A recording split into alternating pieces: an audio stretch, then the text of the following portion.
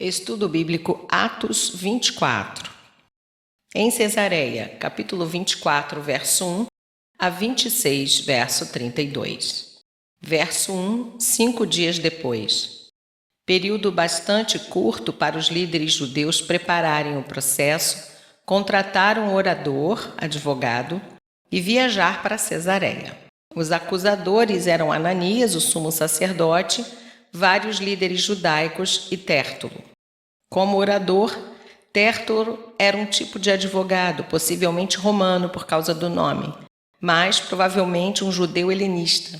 Ele se refere à lei judaica como nossa lei, verso 6.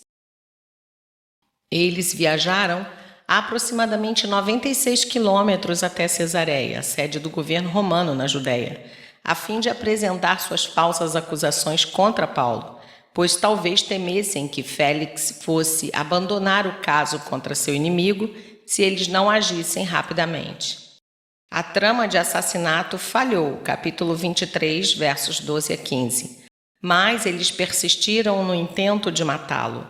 Os planos para assassinar Paulo foram premeditados e persistentes.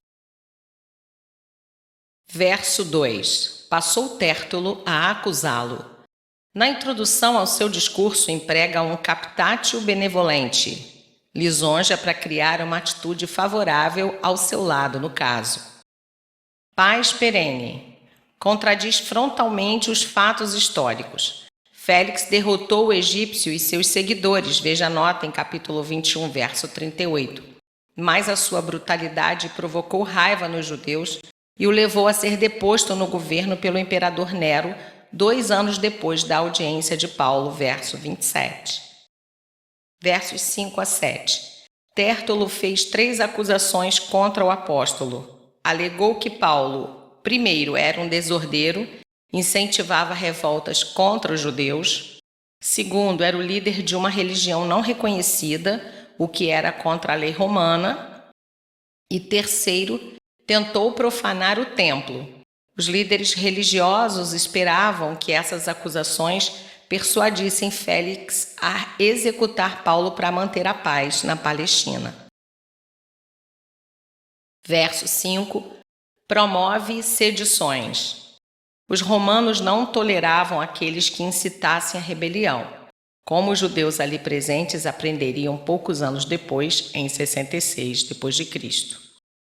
Se os líderes judeus fossem capazes de substanciar essa acusação, Paulo teria enfrentado severa punição, possivelmente até mesmo execução. Seita dos Nazarenos. Os cristãos eram identificados como seguidores de Jesus de Nazaré. Nazaré pode ter sido um termo de desprezo. João 1,46. Versos 6 a 8. Tu mesmo examinando. O trecho 6b a 8a, posto entre colchetes, não consta nos melhores manuscritos, mas pode ser autêntico. Tértulo alegou que o sinédrio judeu estava manejando o caso de Paulo de maneira perfeitamente legal quando o tribuno romano Lísias, sem justificação, interveio e tomou Paulo pela força em suas mãos. Esta é certamente uma séria distorção de fatos, mas Lísias não estava presente para apresentar seu lado da história.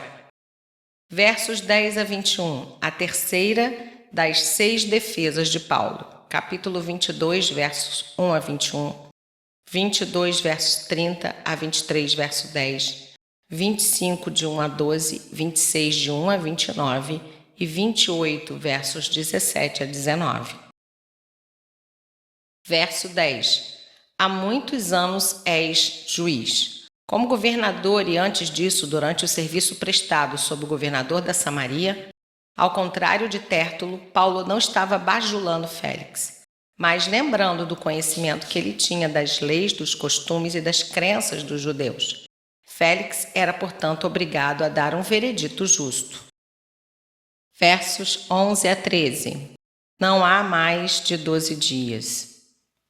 5 dos quais haviam sido gastos em Cesareia, esperando a chegada dos seus acusadores. Verso 1. Vários dos 7 dias restantes foram ocupados com os ritos de sua purificação. Veja notas em capítulo 21, versos 22 a 24 e 27. O que Paulo quis dizer era que, mesmo se ele quisesse, não teria tido tempo para incitar uma revolta. Verso 14. Aquele caminho. Seguir o caminho da justiça e verdade era o alvo do melhor judeu. Era isso que Paulo fazia seguindo o verdadeiro ensino da lei e dos profetas, agora cumprindo em Cristo.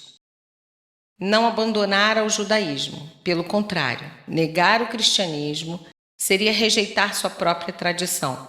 Declarou que este era um genuíno cumprimento da fé do Velho Testamento e se fundamentava na esperança da ressurreição. Verso 15. Ressurreição tanto de justos como de injustos.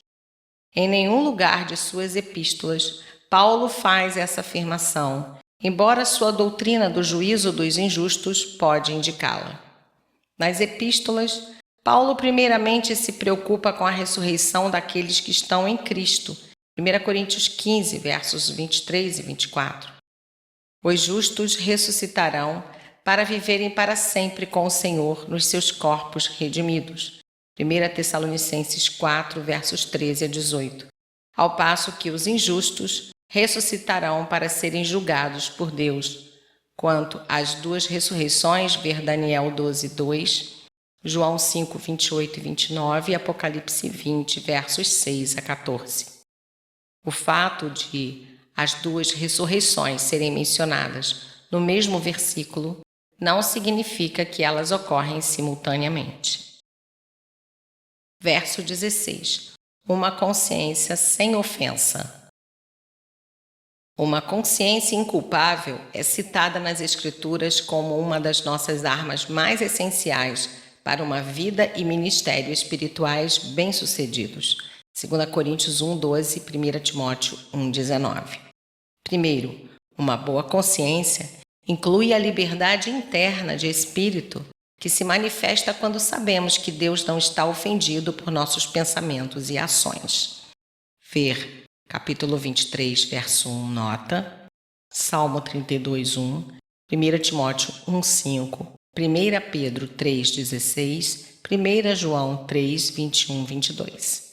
Segundo, quando uma boa consciência se corrompe, fé, vida de oração, comunhão com Deus e vida de boas obras são gravemente prejudicadas. Tito 1, versos 15 e 16.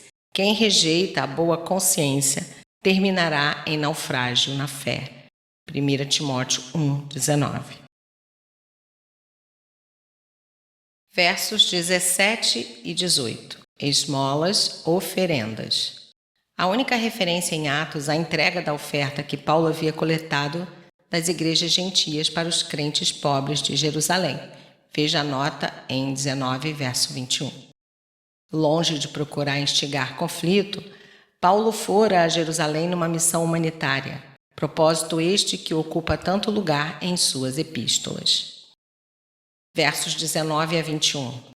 Paulo declarou que não havia nenhuma prova de que qualquer coisa errada que ele tivesse praticado e que a única verdadeira acusação contra ele era a doutrina relativa à ressurreição dos mortos. Este era um assunto no qual uma corte romana não se interessaria e nem poderia julgar. Verso 19. Os quais os judeus da Ásia que amotinaram o povo deviam prestar depoimento, pois que eles eram testemunhas oculares. Versos 22 e 23. Com respeito ao caminho. Félix foi governador por 6 anos. Ele conhecia o cristianismo, o caminho, que era um tema comum nas conversas dos líderes romanos, ou talvez obtivesse essas informações da sua esposa Drusila. Verso 24.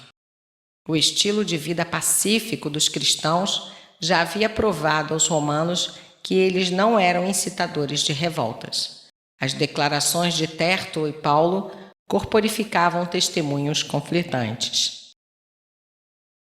Paulo foi posto sob custódia com considerável liberdade, tendo permissão de receber ajuda dos seus amigos. Lucas não nos informa se Lísias foi ou não a Cesareia e se a prometida audiência se realizou. Verso 24, Drusila. Era a filha mais jovem de Herodes Agripa I. Veja capítulo 12, verso 1. Ela fora casada com o rei de Emesa, um pequeno estado da Síria, mas Félix a persuadira a deixar seu primeiro marido para casar-se com ele. O governador queria saber mais sobre o caminho e por isso disse a Paulo que lhe falasse mais a respeito da fé em Cristo. Verso 25. Justiça, do domínio próprio e do juízo vindouro. Estes eram precisamente os assuntos que Félix e Drusila necessitavam ouvir. Paulo não falou de maneira a granjear simpatia, mas para incutir convicção. Amedrontado. Compare com a atitude de Herodes Antipas, pois ele, da mesma forma, Marcos 6, versos 17 a 20, havia tomado a esposa de outro homem. Verso 26. Lhe desse dinheiro. As contribuições que Paulo trouxe para os cristãos de Jerusalém, verso 17, teriam dado a Félix a ideia de que, na mesma fonte, haveria fundos suficientes para um bom suborno. O procurador, portanto, reteve Paulo prisioneiro e conversava com ele frequentemente, esperando receber um suborno. Mantendo-o na prisão, Félix deixou o cargo 2 anos depois com as boas relações com os judeus. Ainda que este encarceramento de 2 anos deve ter sido muito penoso para Paulo, houve um fato atenuante, a permanência de Lucas na Palestina com o apóstolo todo esse tempo. É quase certo que Lucas aproveitou esse tempo para colher informações sobre a vida, o ministério de Jesus e para comparar anotações sobre a vida da igreja primitiva. Esse material mais tarde apareceu no Evangelho de Lucas e no livro de Atos. Verso 27. Félix teve por sucessor Pórcio Festo. Festo assumiu o governo da Judéia no final de 59 ou início de 60 depois de Cristo. Ele era membro da nobreza romana, diferentemente do ex-escravo Félix. Pouco se sabe a respeito do seu breve mandato de governador. Morreu 2 anos depois de assumir o cargo. Mas o historiador Joséfo descreveu como melhor do que o seu antecessor e o seu sucessor. Quando Festo assumiu o cargo, pediu imediatamente a retomada do julgamento de Paulo.